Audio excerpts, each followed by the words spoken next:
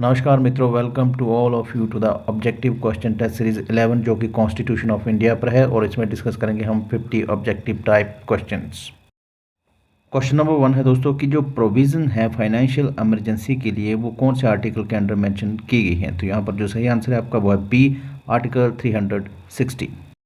Question number 2 है दोस्तों कि freedom to assemble peacefully and without arms जो है उसकी कौन कौन सी एक्सेप्शंस हैं। तो यहाँ पर जो आंसर है आपका वो सी है, both A and B. Question number 3 है दोस्तों कि फेडरल कॉन्स्टिट्यूशन जो होता है उसके कौन कौन से फीचर्स होते हैं। तो यहाँ पर जो आंसर है सही वो है आपका D, all of the above. Question number 4 है कि जो अमेंडमेंट को लेकर प्रोविज़न है कॉन्स्टिट्यूशन ऑफ इंडिया में वो कहाँ से इंस्पायर्ड की गई हैं। तो यहाँ पर जो आंसर है आपका वो बी है, साउथ अफ्रीका। क्वेश्चन नंबर 5 है दोस्तों कि goods and service tax council जो है कॉन्स्टिट्यूशन ऑफ इंडिया में वो कौन से आर्टिकल के अंडर मेंशन की गई है। तो यहाँ पर जो सही आंसर है आपका वो ए है, आर्टिकल 279 ए। क्वेश्चन नंबर 6 है दोस्तों कि हाई कोर्ट का जो जज होता है वो कितने टाइम के लिए अपने ऑफिस पर बना रहता है। तो यहाँ पर जो आंसर है आपका वो सी है, 62 years of age. Question number 7 है दोस्तों कि क्रिप्स मिशन जो था वो किसके नेम पर उसका नाम ऐसा पड़ा था। तो यहाँ पर जो सही आंसर है आपका वो है D, sir Stafford Cripps. Question number 8 है कि स्टेट लेजिस्लेटिव असेंबली में जो एससी और एसटी के लिए सीट रिजर्व की गई हैं वो कौन से आर्टिकल के अंडर की गई हैं। तो यहाँ पर जो सही आंसर है आपका वो है ए, आर्टिकल 332। क्वेश्चन नंबर 9 है कि आर्टिकल 48A जो कि वाइल्ड लाइफ फॉरेस्ट से रिलेट करता है वो कौन सी अमेंडमेंट के जरिए ऐड किया गया था। तो यहाँ पर जो सही आंसर है आपका वो है B, 42nd amendment act 1976।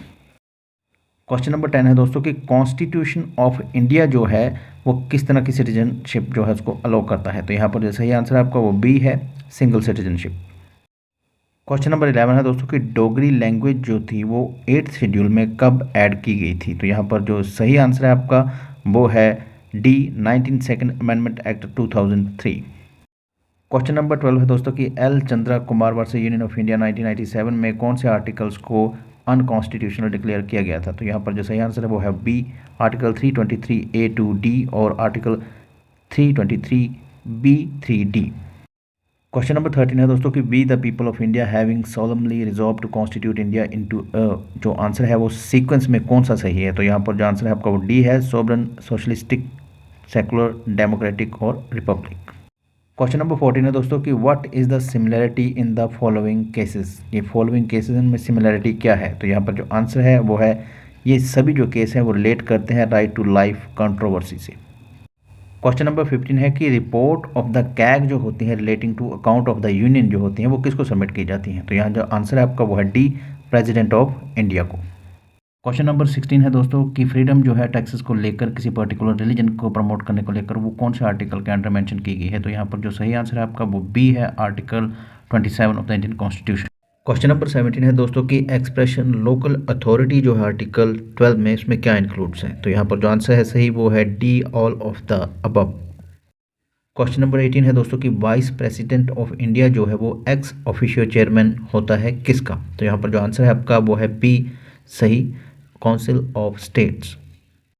Question number 19 है दोस्तों कि रिट्स कितनी तरह की होती हैं। तो यहाँ पर जो सही आंसर है आपका वो है ए, 5।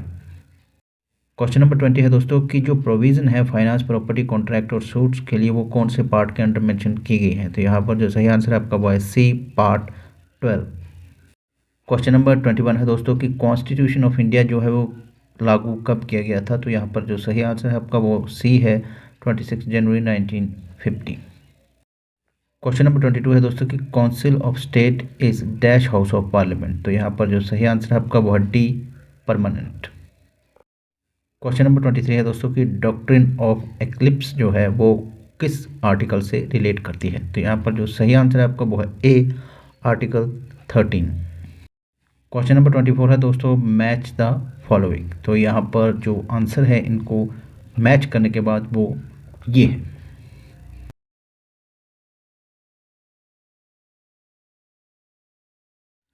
क्वेश्चन नंबर 25 है दोस्तों कि सॉलस पॉपुली एज सुप्रीमा लेक्स जो लैटिन का एक टर्म है उससे क्या मतलब है। तो यहाँ पर जो सही आंसर है आपका वो है C, welfare of the people is the supreme law. Question number 26 है कि इंडिया की जो स्टेट्स हैं उसमें किस तरह की गवर्नमेंट का पैटर्न या किस तरह की गवर्नमेंट है। तो यहाँ पर जो आंसर है आपका वो ए है, पार्लियामेंट्री सिस्टम। क्वेश्चन नंबर 27 है कि टेरिटरी ऑफ इंडिया जो है वो कितने कैटेगरी में डिवाइड्स होती है। तो यहाँ पर जो सही आंसर है आपका वो डी है, all of the above. Question number 28 है कि गवर्नर ऑफ स्टेट जो है वो कितने टाइम के लिए ऑफिस होल्ड करता है या कितने टाइम पर अपने पद पर बना रहता है। तो यहाँ पर जो सही आंसर है वो है बी, 5 ईयर्स। क्वेश्चन नंबर 29 है दोस्तों कि वो कौन सा आर्टिकल है जिसके under formation of new state या अल्टरेशन ऑफ एरिया या boundary of the existing state जो है वो मेंशन किया गया है। तो यहाँ पर जो सही आंसर है वो आपका सी है, आर्टिकल 3। क्वेश्चन नंबर 30 है कि right to assemble peacefully without arms जो है वो कौन से आर्टिकल के अंडर मेंशन किया गया है। तो यहाँ पर जो सही आंसर है वो बी है, article 19 clause 1 sub clause B. Question number 31 है दोस्तों कि कौन सी रिट जो है वो इशू की जाती है उस पर्सन के खिलाफ जो कि किसी पब्लिक ऑफिस को इलीगली होल्ड करता है। तो यहाँ पर जो आंसर है वो आपका सी है, रिट ऑफ को वारंटो। क्वेश्चन नंबर 32 है कि जो कंकरेंट लिस्ट है शेड्यूल 7 के अंडर उसमें कितने सब्जेक्ट मैटर्स कंटेन किए गए हैं। तो यहाँ पर जो सही आंसर है वो है आपका B, 47 subject matters. Question number 33 है कि एक टेलीग्राम जो है उसको रिट पिटीशन की तरह ट्रीट किया जा सकता है कोर्ट के द्वारा, ये कौन से केस में हेल्ड किया गया था। तो यहाँ पर जो सही आंसर है वो है A, Mohanlal Sharma versus state of UP 1989। Question number 34 है कि एक मिनिस्टर जो है वो प्रेसिडेंट ऑफ इंडिया को क्या एडवाइस देता है, ये जो है किसी कोर्ट के द्वारा इसमें इंक्वायरी नहीं की जा सकती। तो यहाँ पर जो स्टेटमेंट है आपकी वो ट्रू है, इसलिए इसका जो आंसर है वो है बी।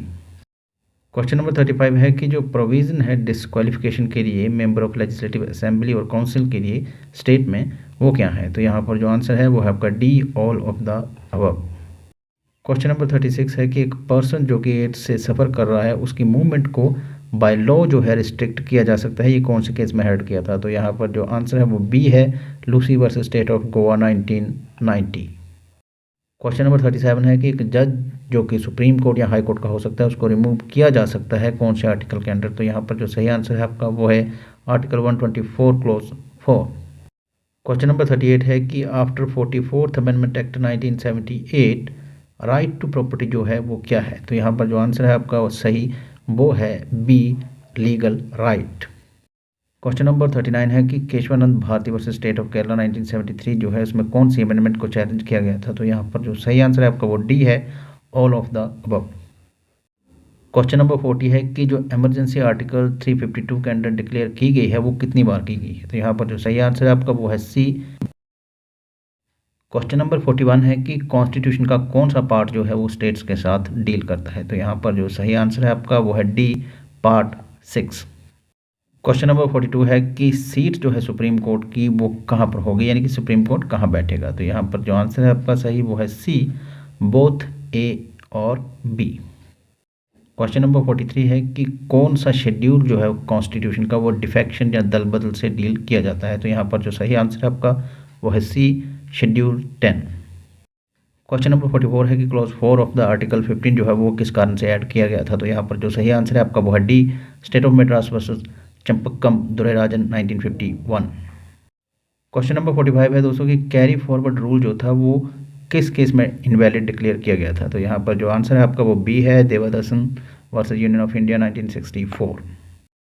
क्वेश्चन नंबर 46 है कि किसी पर्सन को इसलिए डिस्क्वालीफाई करना पंचायत इलेक्शन से कि उसके 2 से ज़्यादा बच्चे हैं, ये आर्टिकल 14 का वायलेशन नहीं है, ये कौन से केस में हेल्ड किया गया था। तो यहाँ पर जो आंसर है वो ए है, Javed versus state of Haryana 2003।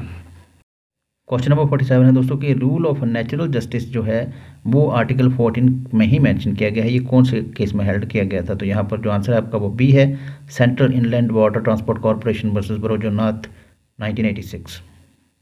Question number 48 में दोस्तों एक स्टेटमेंट है, ये जो इक्वालिटी को लेकर दी गई है ये कौन से केस में दी गई थी। तो यहाँ पर जो सही आंसर है वो आपका ए है, EP. Royappa versus state of Tamil Nadu 1974।